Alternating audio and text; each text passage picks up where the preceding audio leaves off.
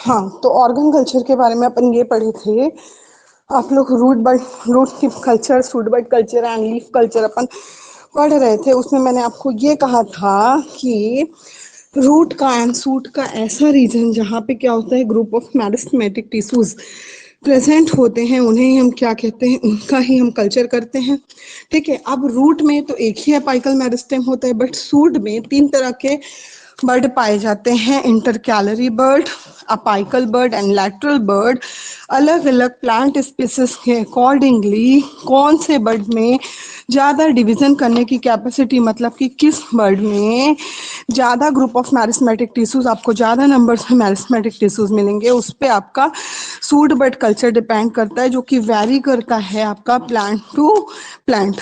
यहाँ तक क्लियर हो गया आपका। इसके बाद में लीफ कल्चर में अपन प्रोटोप्लास्ट आइसोलेशन के बारे में ऑलरेडी पढ़ चुके हैं, प्रोटोप्लास्ट कल्चर के बारे में पढ़ चुके हैं आइसोलेशन के बाद में। तो आपका लीफ कल्चर में प्रोटोप्लास्ट कल्चर ही आ सकता है। इसके बाद में अपना नेक्स्ट मैंने आपको बताया था फ्लावर कल्चर के बारे में। तो मैंने आपको कहा था कि फ्लावर कल्चर में डायरेक्टली फ्लावर को आप मीडिया में नहीं डाल देते हैं, आपको male and female reproductive organ में से किसी एक का सिलेक्शन करना होता है, चाहे आप मेल रिप्रोडक्टिव ऑर्गन का कल्चर करें या फिर फीमेल रिप्रोडक्टिव ऑर्गन का कल्चर करें। इसमें सीधे सीधे आपका एंथर कल्चर हो सकता है, और यदि आपको एंथर डायरेक्टली एंथर कल्चर नहीं करना है तो आप उसमें से हैप्लॉइड गैमेट ले लीजिए, पॉलन ग्रेन्स का आप कल्चर कर सकते हैं। इसी तरह आप ओवरी कल्चर कर सकते हैं, और यदि आपको ओवरी कल्चर नहीं करना है, आपको हैप्लॉइड का करना है, मतलब कि गैमेट का कल्चर करना है, तो आप ओव्यूल कल्चर कर सकते हैं। तो इस तरह मैं anther culture and ovary culture में से जब हम गैमेट्स का कल्चर करते हैं, मतलब कि pollen gran culture and ovule culture करते हैं, तो मैं इससे हैप्लॉइड कल्चर भी कह सकती हूँ। ये मैंने आप लोगों को बताया था। क्लियर हुआ यहाँ तक आप लोगों को? अब सबसे पहले आपको क्या करना पड़ेगा, सबसे पहले हम बात करते हैं एंथर या पॉलन ग्रैन कल्चर की। एंथर या पॉलन ग्रेन कल्चर की हम बात करते हैं, तो एंथर और या पॉलन ग्रेन कल्चर जब हमको करना है, तो सबसे पहले हम किसी प्लांट का फ्लावरिंग बर्ड, मतलब उसको फ्लावर बनने से पहले, देखो यदि कंप्लीट फ्लावर बन गया, ओपन हो गया वो फ्लावर, तो उसमें क्या हो जाएगा जी, सेल्फ फर्टिलाइजेशन या क्रॉस फर्टिलाइजेशन, या उसको सिंपल लैंग्वेज में बोलें तो उसमें पॉलिनेशन की प्रक्रिया हो जाएगी। और यदि पॉलिनेशन हो जाता है तो आपके कल्चर करने का कोई मीनिंग नहीं होगा। तो आपको पॉलिनेशन के पहले, फर्टिलाइजेशन एंड पॉलिनेशन के पहले आपको क्या करना पड़ता है, मेल रिप्रोडक्टिव ऑर्गन या फीमेल रिप्रोडक्टिव ऑर्गन को फ्लावर से अलग करना होता है। तो सबसे पहले हम पॉलन ग्रेन कल्चर या एंथर कल्चर की बात करते हैं। तो पॉलन ग्रेन कल्चर या एंथर कल्चर में सबसे पहले जिस भी प्लांट के फ्लावर का या रिप्रोडक्टिव ऑर्गन का हम कल्चर करना चाहते हैं, उसके फ्लावरिंग बर्ड का सिलेक्शन करते हैं, मतलब कि फ्लावर बनने के पहले ही हम उसको प्लांट से अलग कर लेते हैं। आफ्टर डेट उसका सरफेस स्टरलाइजेशन करेंगे। सरफेस स्टरलाइजेशन करने के बाद में आप क्या करेंगे, उस फ्लावर को ओपन करके उसमें से स्टेमेंस को आप निकाल लेंगे, स्टेमेंस मेल रिप्रोडक्टिव ऑर्गन्स को आप अलग कर लेंगे। इसके बाद में जब आप स्टेमेन का 3 पार्ट देखते हैं, तो वह एंथर, कनेक्टिव एंड फिलामेंट से मिलकर बना होता है। तो आप फिलामेंट को रिमूव कर देंगे और आपके पास में क्या बचेगा, डायरेक्ट एंथर। अब क्या होगा, आप उस एंथर का कल्चर कर सकते हैं, या तो आप जैसा चाहें, आप लिक्विड कल्चर करना चाहें तो आप लिक्विड कल्चर करिए, आपको सॉलिड कल्चर करना है तो आप सॉलिड कल्चर करिए। दोनों ही कल्चर करने के बाद में उसका जितना भी इंक्यूबेशन पीरियड होगा, इंक्यूबेशन पीरियड भी वेरी करता है plant to plant. Incubation period complete होने के बाद उसमें एम्ब्रियोस का डेवलपमेंट होता है, और एम्ब्रियोस के डेवलपमेंट, क्योंकि आपने मेल रिप्रोडक्टिव ऑर्गन का कल्चर किया है, तो आपको जो एम्ब्रियो मिलेगा या जो प्लांट मिलेगा वो कैसा रहेगा, हैप्लॉइड, मतलब कि आपको कैसा मिलेगा, मेल प्लांट मिलेगा। ये था आपका एंथर कल्चर। क्लियर हुआ ये सबको? चैट बॉक्स में मैसेज करिए, चैट बॉक्स में मैसेज करिए, ये क्लियर हुआ सबको?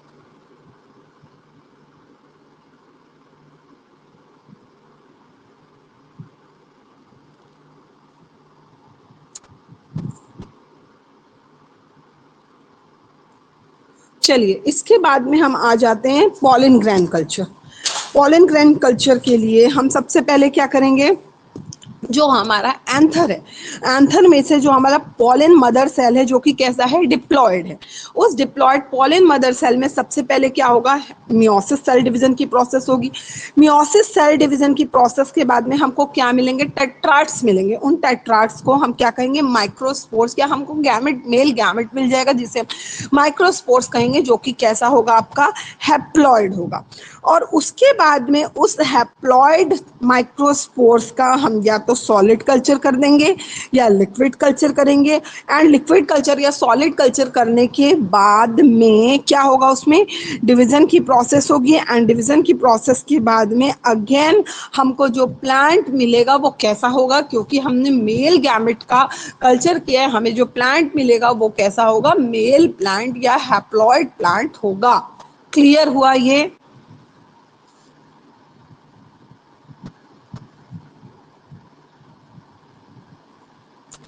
क्लियर हुआ ये? इसके बाद में आ जाइए आप एम्ब्रियो कल्चर। एम्ब्रियो कल्चर मैंने आपको ऑलरेडी बताया कि आप सीड्स को यदि क्या करके रखते हैं, प्रिजर्व करके रखते हैं, तो उस सीड को हम सबसे पहले क्या देंगे, मॉइस्चर कंटेंट देंगे। मॉइस्चर कंटेंट देने के बाद में जो रेस्टिंग पीरियड में आपका एम्ब्रियो है, उस एम्ब्रियो में एंजाइमेटिक एक्टिविटीज के कारण वो एम्ब्रियो जो है वो ग्रो करना स्टार्ट करेंगे। ग्रो करना कैसे स्टार्ट करेंगे कि जैसे ही आप सीड को मॉइस्चर कंटेंट देंगे, उस सीड में क्या होगा, जर्मिनेशन स्टार्ट होगा। वो ऑस्मोसिस, एंडोऑस्मोसिस की प्रक्रिया के द्वारा वाटर का एब्जॉर्प्शन करेगा। एंड वाटर एब्जॉर्प्शन के बाद में उसमें क्या होगा, उसकी जो रुकी एंजाइमेटिक एक्टिविटीज थी वो स्टार्ट हो जाएगी। किसमें डायग्राम दिया है, कौन सा बताना है आपको बेटा? इसमें डायग्राम दिया है, क्या टॉपिक बताओ, टॉपिक। गामिनी टॉपिक बताओ, कौन सा आप बोल रहे हो, generative nucleus and tube nucleus. Okay, देखो क्या होता है कि जब हम माइक्रोस्पोर टेट्राड्स जो बनते हैं, उन टेट्राड्स में से ओनली एक न्यूक्लियस ऐसा होता है जो कि फीमेल गैमेट के साथ में फ्यूजन करता है एंड फ्यूजन करके जाइगोट का फॉर्मेशन करता है। बाकी के जो 3 न्यूक्लियाई होते हैं वो डीजनरेट हो जाते हैं, अलग अलग ऑर्गन्स का फॉर्मेशन करते हैं जाइगोट बनने के समय, और उसके बाद में अपना टाइम पीरियड खत्म होने के बाद वो डीजनरेट हो जाते हैं। तो जैसे ही आप इस माइक्रोस्पोर्स को क्या करोगे, कल्चर मीडिया में डालोगे, कल्चर मीडिया में इनोकुलेट करोगे, इनोकुलेट करने पर यहाँ पे 2 टाइप ऑफ डिवीजन से 2 न्यूक्लियस बनेगा। एक होगा आपका जनरेटिव न्यूक्लियस एंड दूसरा होगा आपका ट्यूब न्यूक्लियस। ये जो ट्यूब न्यूक्लियस है ये कंटिन्यूअसली डिवाइड होता रहेगा, और डिवाइड होके जो जनरेटिव न्यूक्लियस है उसको प्रोटेक्शन प्रोवाइड करने का कार्य करता है, जब तक कि फीमेल गैमेट आकर क्या करें, उसको फर्टिलाइज ना करे। अब क्योंकि यहाँ पे तो फीमेल गैमेट आके फर्टिलाइज नहीं करेगा, ये तो आप टोटली मेल गैमेट का ही कल्चर कर रहे हो, तो ये जनरेटिव न्यूक्लियस को, ये ट्यूब न्यूक्लियस तब तक न्यूट्रिशन एंड प्रोटेक्शन प्रोवाइड करेगा जब तक कि ये जनरेटिव न्यूक्लियस जो है डिवाइड होके के हैप्लॉइड प्लांटलेट का फॉर्मेशन ना करे। तो अब पॉलन मदर सेल जो कि डिप्लॉयड होता है, उसमें मियोसिस सेल डिवीजन के थ्रू क्या होते हैं, माइक्रोस्पोर टेट्राड्स या मेल गैमेट का फॉर्मेशन होता है जो कि हैप्लॉइड होते हैं। जब इस हैप्लॉइड माइक्रोस्पोर्स को हम कल्चर मीडिया में इनोकुलेट करते हैं तो डिवीजन की प्रोसेस के थ्रू क्या होता है, आपका generative nucleus and tube nucleus का फॉर्मेशन होता है। ट्यूब न्यूक्लियस जो है ये क्या करता है, जनरेशन को कंटिन्यू, मतलब कि फर्टिलाइजेशन में कोई रोल प्ले नहीं करता। ये जनरेटिव न्यूक्लियस को तब तक न्यूट्रिशन एंड प्रोटेक्शन प्रोवाइड करेगा जब तक कि जनरेटिव न्यूक्लियस डिवीजन की प्रोसेस के थ्रू एक हैप्लॉइड मेल प्लांट का फॉर्मेशन ना कर ले। तो इसमें आप सेल डिवीजन स्टेज देखेंगे, 2 से 4 सेल स्टेज, 4 से 8, 8 से 16, और डिपेंड करता है कि कौन से प्लांट में कितने सेल स्टेज तक का डिवीजन होता है। एंड आफ्टर दैट उसमें एम्ब्रॉयड का या फिर कैलस का फॉर्मेशन होता है, और उसके बाद उस एम्ब्रॉयड या कैलस को आप अगेन सब कल्चर करके फिर से एक दूसरे मीडिया में इनोकुलेट करके उसका जो प्रॉपर इंक्यूबेशन पीरियड था वो कंप्लीट करा के आप हैप्लॉइड मेल प्लांट प्राप्त कर सकते हैं। ये हुआ आपका पॉलन ग्रेन कल्चर। क्लियर हो गया ये?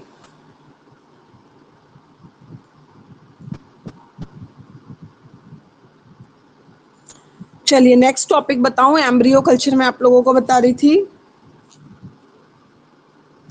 चलिए एम्ब्रियो कल्चर, मैंने जैसा कि आपको कहा कि यदि आप सीड को प्रिजर्व्ड करके रखते हैं, है ना, सीड को आप प्रिजर्व्ड करके रखते हैं और उसके बाद में जब उस सीड का मॉइस्चर कंटेंट, प्रिजर्वेशन के पहले आप उसका मॉइस्चर कंटेंट जीरो कर देते हैं, जीरो करने से सीड के अंदर की सारी फिजियोलॉजिकल एक्टिविटीज, उसकी एंजाइमेटिक एक्टिविटीज जो होती है वो रुक जाती है।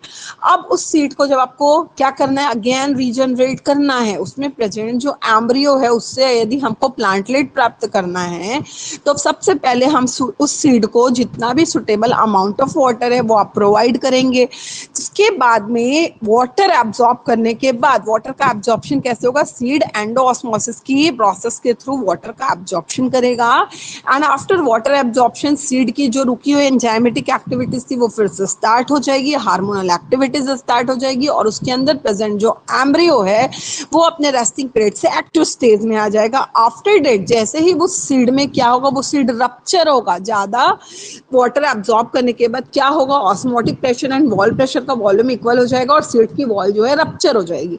जब सीड की वॉल रप्चर हो जाएगी तो आप उस सीड में से क्या करेंगे, एम्ब्रियो को अलग कर लेंगे। फिर उस एम्ब्रियो का आप या तो सस्पेंशन कल्चर करिए, मतलब कि लिक्विड कल्चर करिए, या फिर आप क्या करिए, सॉलिड कल्चर करिए। अब जो भी कल्चर आप कर रहे हैं उस कल्चर के बाद में उस एम्ब्रियो में ऑर्गेनोजेनेसिस की प्रोसेस के थ्रू, ऑर्गेनोजेनेसिस का मतलब हुआ माइटोसिस सेल डिवीजन की प्रोसेस के थ्रू वहां पे प्लांटलेट का फॉर्मेशन स्टार्ट होगा। जैसे ही आपको दिखा कि उस एम्ब्रियो से प्लांटलेट का फॉर्मेशन हो रहा है, जैसा ही इंक्यूबेशन पीरियड कंप्लीट हुआ, इंक्यूबेशन पीरियड कंप्लीट होने के बाद उस प्लांटलेट को आप अगेन क्या करते हैं, फिर से कल्चर करते हैं। अगेन कल्चर करने की प्रोसेस सब कल्चरिंग कहलाती है।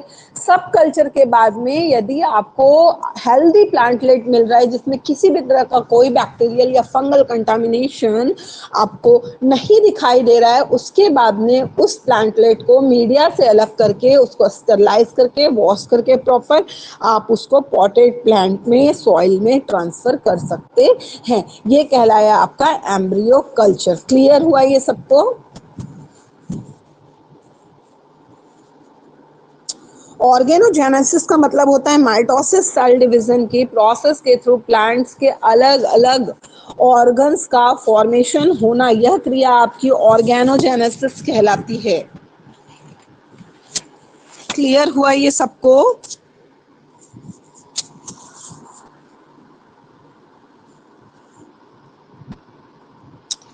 देखिए आपके बुक में दिया हुआ है एम्ब्रियो कल्चर का क्या एप्लीकेशन होता है, उसकी क्या हिस्ट्री है। ये जो थ्योरेटिकल पार्ट है ये आप खुद पढ़िए, जो एक्सप्लेन करने वाला है मैं वो आपको एक्सप्लेन कर रही हूँ, ठीक है।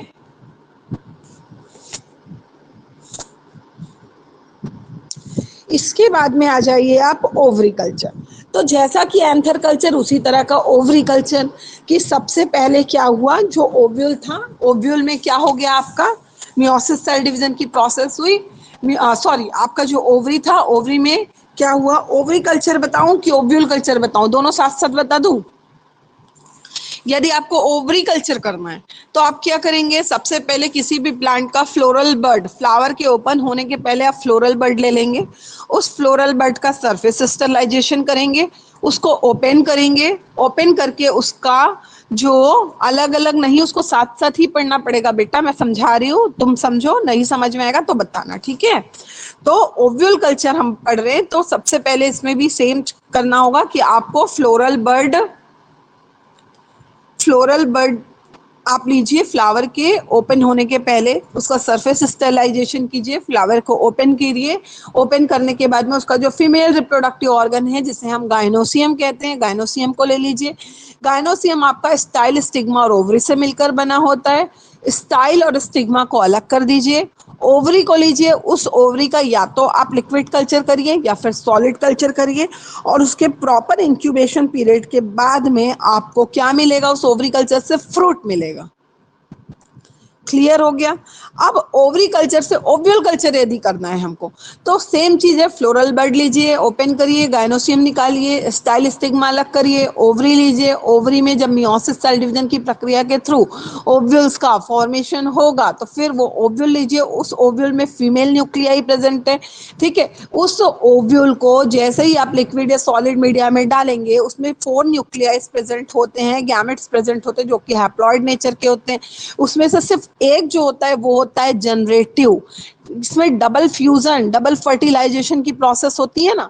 तो एक जो होता है आप लोगों का एक न्यूक्लियाई जो कि क्या होता है, मेल गैमेट के साथ में फ्यूज होके फर्टिलाइज होके क्या करता है, फ्रूट का फॉर्मेशन करता है। तो यहाँ पे मेल न्यूक्लियाई तो आएगा नहीं, यहाँ पे क्या है, ओनली फीमेल न्यूक्लियाई। तो बाकी के जो 3 न्यूक्लियस है वो अलग अलग पोर्शंस का फॉर्मेशन करते हैं, और जो जनरेटिव न्यूक्लियाई है उसको तब तक प्रोटेक्शन और न्यूट्रिशन प्रोवाइड करते रहते हैं जब तक कि वो डिवीजन के थ्रू फीमेल प्लांटलेट का फॉर्मेशन ना करे। ये कहलाया आपका ओव्यूल कल्चर। क्लियर हुआ?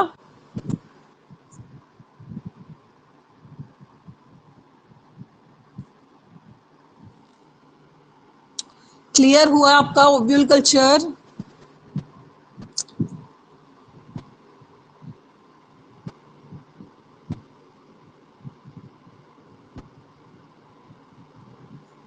ओवरी में माइटोसिस डिवीजन क्यों होगा बेटा?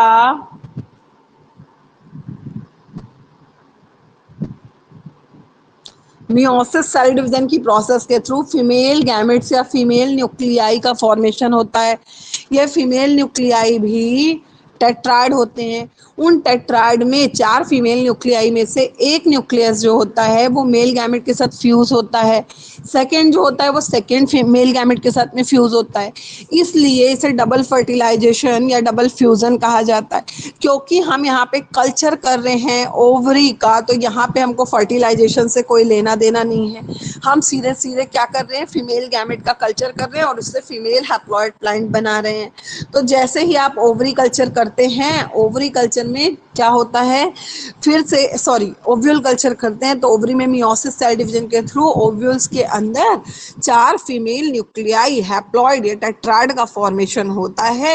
जब आप इसको कल्चर मीडिया में चाहे लिक्विड हो या सॉलिड हो इनोकुलेट करते हैं, तो उसमें से जो एक जनरेटिव न्यूक्लियाई होता है वही डिवीजन की प्रोसेस परफॉर्म करके कंप्लीट प्लांटलेट का, कंप्लीट फीमेल प्लांटलेट का फॉर्मेशन करता है। बाकी के 3 न्यूक्लियाई अलग अलग ऑर्गन्स का फॉर्मेशन करते हैं एंड इस जनरेटिव न्यूक्लियाई को तब तक न्यूट्रिशन एंड प्रोटेक्शन प्रोवाइड करने का कार्य करते हैं जब तक कि उससे कंप्लीट फीमेल प्लांट ना बन जाए। डबल फ्यूजन की प्रोसेस के थ्रू एंडोस्पर्म का फॉर्मेशन होता है और यही एंडोस्पर्म एम्ब्रियो को न्यूट्रिशन प्रोवाइड करने का कार्य करते हैं। ओवरी कल्चर की प्रोसेस या ओव्यूल कल्चर के प्रोसेस के थ्रू आप सबसे पहले फ्रूट या एम्ब्रियो ही प्राप्त करते हैं और उसके बाद फिर उस फ्रूट या एम्ब्रियो का आप अगेन सब कल्चरिंग करके एक कंप्लीट प्लांटलेट प्राप्त कर सकते हैं। क्लियर हुआ? क्लियर हुआ ये?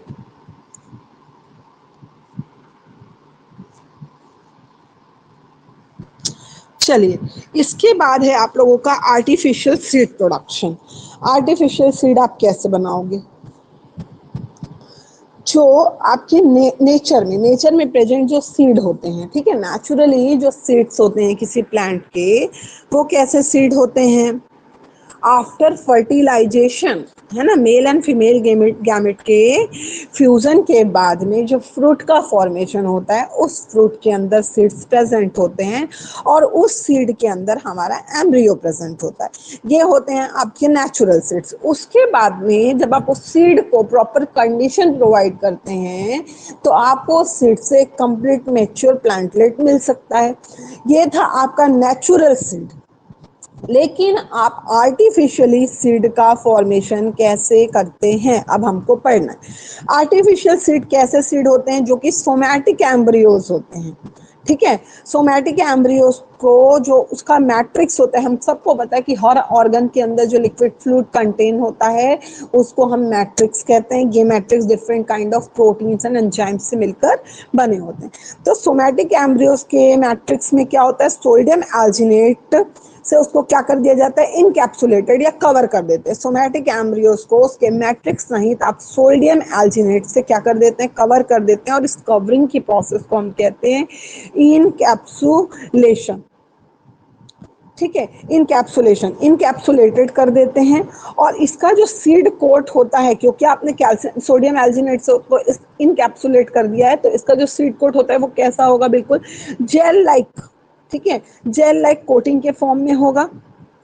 और फिर ये जो जेल लाइक कोटिंग होती है सोडियम एल्जिनेट की, ये अंदर प्रेजेंट, उसके अंदर प्रेजेंट सोमेटिक एम्ब्रियोज को तब तक न्यूट्रिशन प्रोवाइड करते रहता है जब तक कि ये सोमेटिक एम्ब्रियोज जो है कंप्लीटली डेवलप्ड ना हो जाए। और इसको सबसे पहले इस कॉन्सेप्ट को जो दिया था वो टी मोरास्गे ने दिया था 1977 में बेल्जियम में। तो ये जो है हिस्ट्री है, आप पढ़ लीजिएगा। और सेम, क्योंकि इसमें भी जो न्यूट्रिशन का काम है वो किसकी तरह होता है, टू सीड्स की तरह होता है। ये जो सोडियम एल्जिनेट का जेल है जो कि सीड कोट बनाया, उसके अंदर क्या प्रेजेंट है, आपका एंडोस्पर्म, जो कि मैच्योर्ड होते हैं एम्ब्रियोस को क्या करता है, जब तक वो कंप्लीट मैच्योर ना हो जाए न्यूट्रिशन प्रोवाइड करने का कार्य करता है। इसके बाद अलग अलग सॉरी, अलग अलग केमिकल अलग अलग केमिकल्स का यूज करके अलग अलग तरीके से कोटिंग की गई, इनकैप्सुलेशन किया गया, और अलग अलग तरीके के सीड बनाए गए। सोडियम एल्जिनेट के अलावा जो एक सक्सेसफुल इनकैप्सुलेशन का कार्य करता है एक और केमिकल, वो है आपका कैल्शियम एल्जिनेट। कैल्शियम एल्जिनेट जो है, इसके थ्रू बने हुए जो आर्टिफिशियल सीड्स होते हैं, ये वो as compare to sodium alginate के थ्रू बने हुए आर्टिफिशियल सीड से ज़्यादा प्रोटेक्टिव होते हैं। क्लियर हो गया?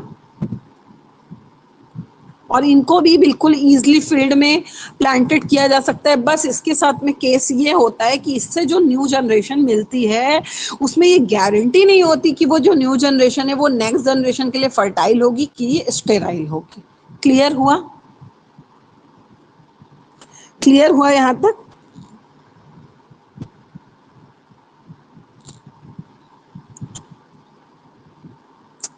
इसके बाद में अपन बात करते हैं कि आर्टिफिशियल सीड प्रोडक्शन के क्या क्या मेथड्स हो सकते हैं, किस किस मेथड्स के थ्रू या फिर कितने स्टेप्स में वो कंप्लीट होता है। सबसे पहले हमको क्या करना है, कैलस कल्चर करना है। ठीक है, किसी प्लांट से अनडिफ्रेंशिएटेड मास ऑफ सेल्स। तो वो अनडिफ्रेंशिएटेड मास ऑफ सेल्स कैसे बनेगा, तो हम किसी भी प्लांट का ग्रुप ऑफ मैरिस्मेटिक टिश्यूज लेंगे, चाहे आप रूट से लीजिए, सूट से लीजिए, प्रोटोप्लास्ट से लीजिए, कहीं से भी लीजिए, ग्रुप ऑफ मैरिस्मेटिक टिश्यूज लेंगे और उसको हम लिक्विड मीडिया या सॉलिड मीडिया में इनोकुलेट कर देंगे और उसको किसी भी तरह का कोई हार्मोनल ट्रीटमेंट नहीं देंगे।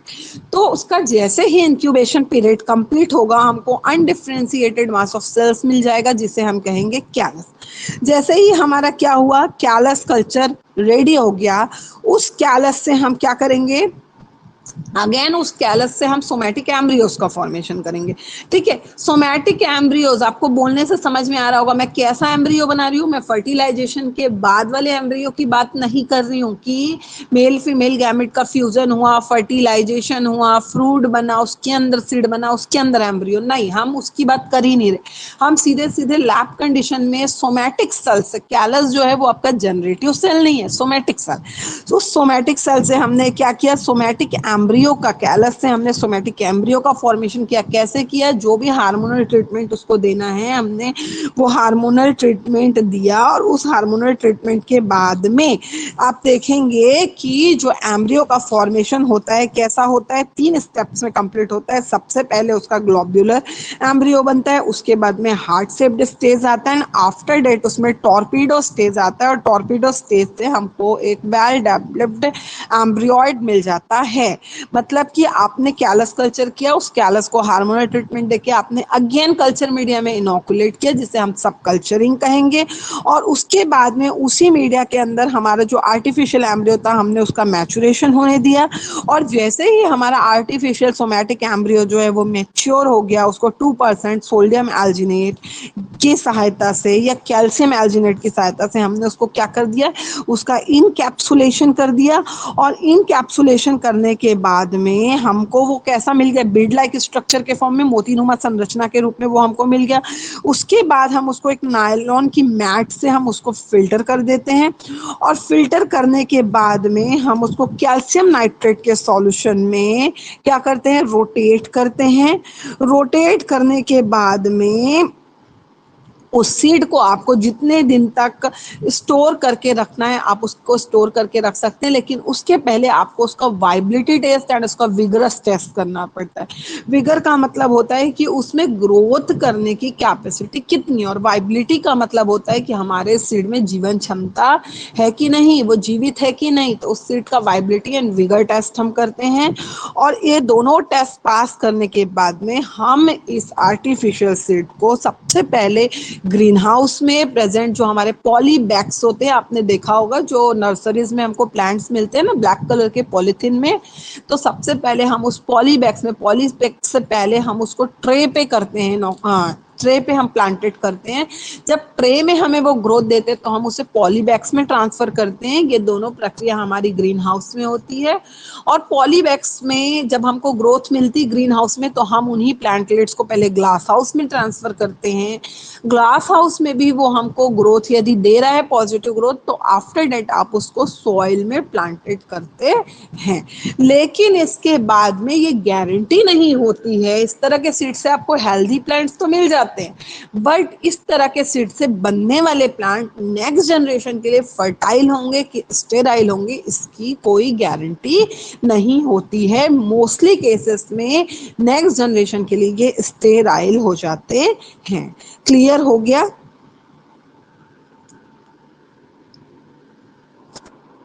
क्लियर हुआ? जो मैंने बताया आपको क्लियर हुआ? चैट बॉक्स में मैसेज करिए।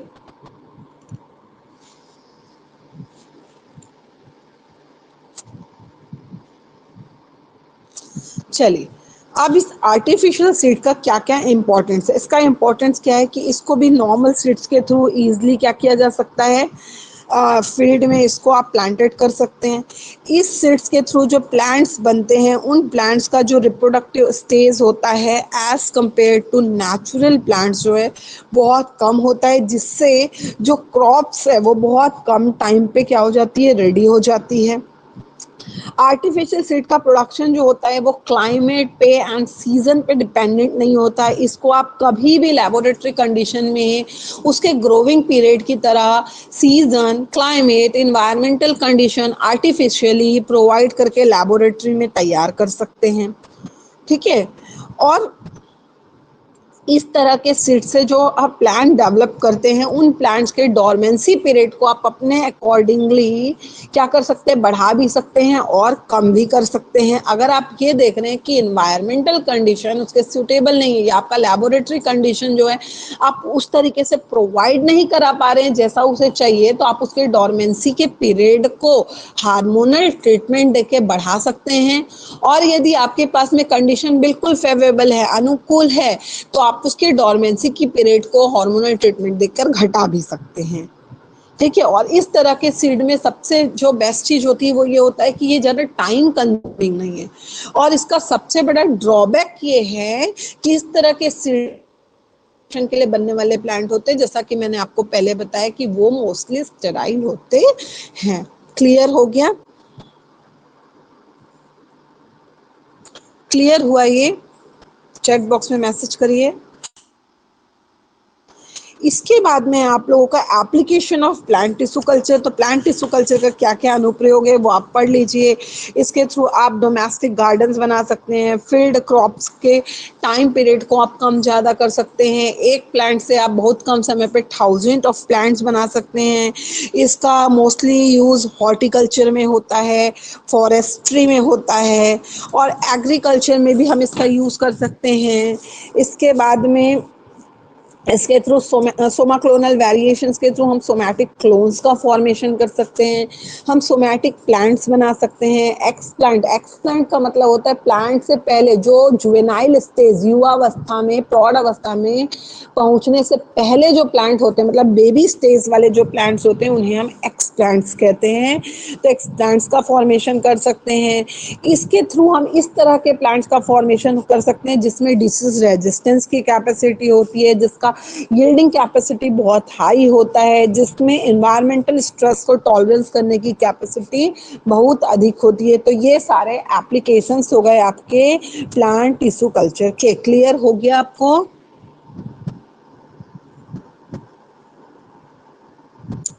क्लियर हुआ ये?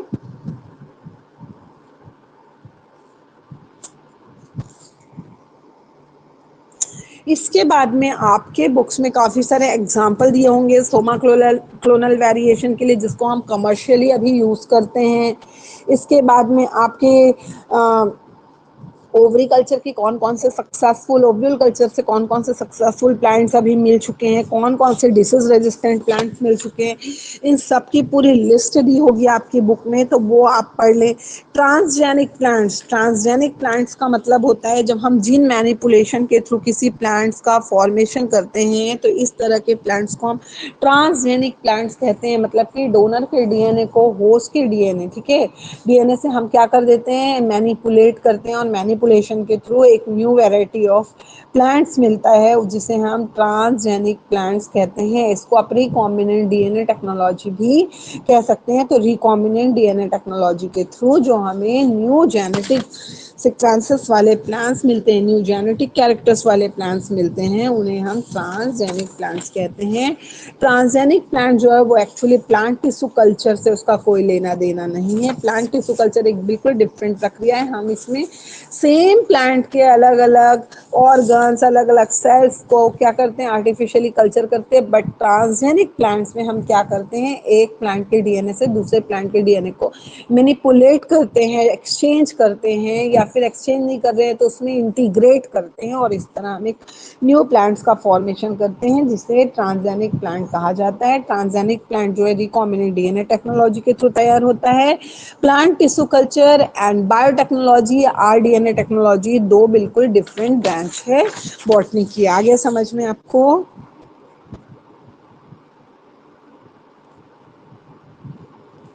क्लियर हुआ आपको ये?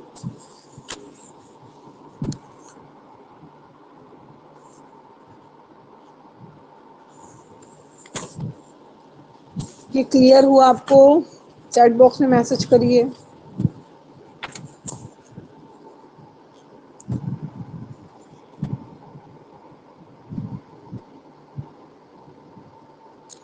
Micro propagation and suit tip culture same चीज होती है। सूट टिप बोलो या सूट बर्ड बोलो, फिर मैं आपको वही चीज बता रही हूँ कि सबसे पहले आपको सूट बर्ड कल्चर के लिए क्या करना पड़ता है जी, कि प्लांट के सूट में से आपको सेलेक्ट करना पड़ता है एपाइकल बर्ड लेंगे, इंटरकैलरी बर्ड लेंगे कि लैटरल बर्ड। अलग अलग प्लांट स्पीसीज के अकॉर्डिंगली अलग अलग बर्ड्स में ग्रुप ऑफ मैरिस्मेटिक टिश्यूज का जो नंबर्स होता है वो कम ज़्यादा होता है, जिसमें आपको सबसे अधिक नंबर्स में और सबसे ज़्यादा रैपिडली डिवाइड करने वाले मैरिस्मेटिक सेल्स का ग्रुप दिख रहा है। आप इस तरह के बर्ड को पहले आप सेलेक्ट कर लीजिए। फिर उन बर्ड्स को आप कैसे लाएंगे, प्लांट में आप वाटर से भरा हुआ एक ग्लास बॉटल या पॉली बैग ले ले और उसमें उन बर्ड्स को ऑब्लिक तिरछा कट कर ले प्लांट से और डायरेक्टली उस वाटर में डालते जाए। लेकर आने के बाद में उस सूट बर्ड को हमको लैबोलिन से वॉश करना है, उसका सरफेस स्टरलाइजेशन करना है, और उसके बाद में लैमिनार एयर फ्लो के अंदर जहाँ पे आप ये पूरे कल्चर का पूरा प्रोसेस करेंगे, वहाँ पर आपको सूट बर्ड से उसका जो टिप वाला रीजन है वो टिप वाले रीजन को कट कर लेना है। और कट करने के बाद में उसको आप जैसा भी चाहें, लिक्विड कल्चर करना चाहें या सॉलिड कल्चर करना चाहें, आप कल्चर कर दें। और कल्चर करने के बाद में आपको उससे क्या मिलेगा, प्लांटलेट मिलेगा। प्लांटलेट में आपको रूट सिस्टम सूट सिस्टम दोनों चाहिए, तो आप ऑक्सिन एंड साइटोकाइनिन का इक्वल कंसंट्रेशन दे दें। और वैसे उसके बाद में उसका जो भी टाइम का इंक्यूबेशन पीरियड होगा, कंप्लीट होने के बाद में उसको अगेन मीडिया में ट्रांसफर करें। दूसरे मीडिया में, मतलब कि क्या करे, सब कल्चर करे। जैसे ही सब कल्चर कंप्लीट होता है आपका, आपको प्लांटलेट, हेल्दी प्लांटलेट मिलता है, आप उस प्लांट को क्या करे, सबसे पहले ट्रेज में, ठीक है, जिसमें कोकोपीट भरा होता है, उस ट्रे में ट्रांसफर करें। उस ट्रे में यदि आपको ग्रोथ दे रहा है तो पॉली बैग में ट्रांसफर करें। ट्रे एंड पॉली बैग वाला जो प्रोसेस है वो ग्लास हाउस, ग्रीन हाउस में होगा। ग्रीन हाउस में पॉली बैग में यदि आपको रिजल्ट दे रहा है, आपका प्लांट ग्रोथ दे रहा है, तो आप उसको ग्लास हाउस में ट्रांसफर करें। ग्लास हाउस में दे रहा है तो आप उसको फील्ड में ट्रांसफर करें, या उसके पहले आप पॉट में ट्रांसफर कर लें, फील्ड में करें। तो इस तरह माइक्रो प्रोपेगेशन या सूट टिप कल्चर की प्रोसेस के थ्रू आप एक सूट टिप से thousand of plants, healthy plants, disease resistant plants आप तैयार कर सकते हैं। ये कहलाया आपका माइक्रो प्रोपेगेशन या सूट टिप कल्चर। क्लियर हो गया?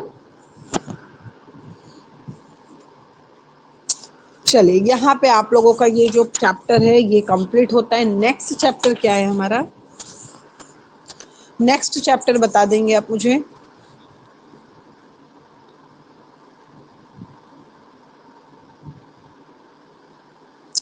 नेक्स्ट चैप्टर माइक्रोस्कोपी है, इंस्ट्रूमेंट वाला चैप्टर है क्या?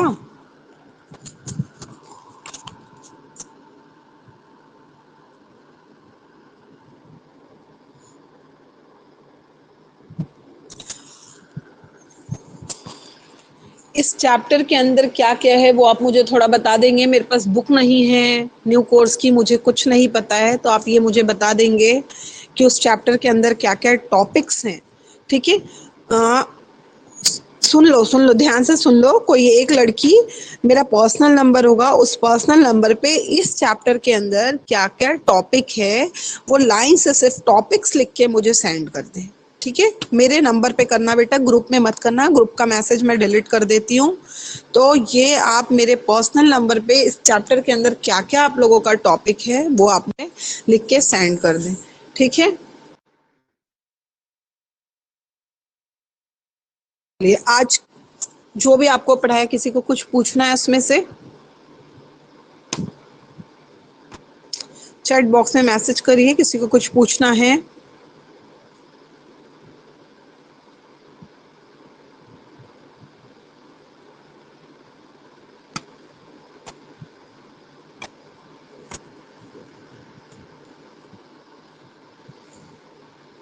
हाँ बिल्कुल, आप पूछ सकते हो अगर कोई डाउट आएगा तो बाद में। अभी कोई डाउट नहीं है। सब लोग अपना कैमरा ऑन कर लेंगे। कैमरा ऑन कर लीजिए, मुझे स्क्रीनशॉट लेना है। कैमरा ऑन कर लो बेटा, मुझे स्क्रीनशॉट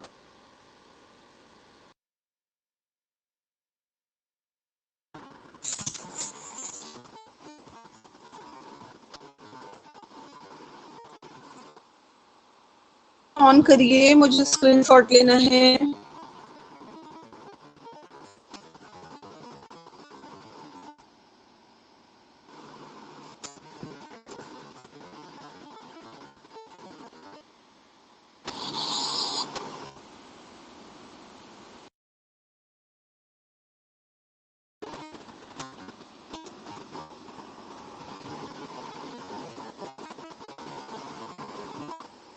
डिस्कनेक्ट करो।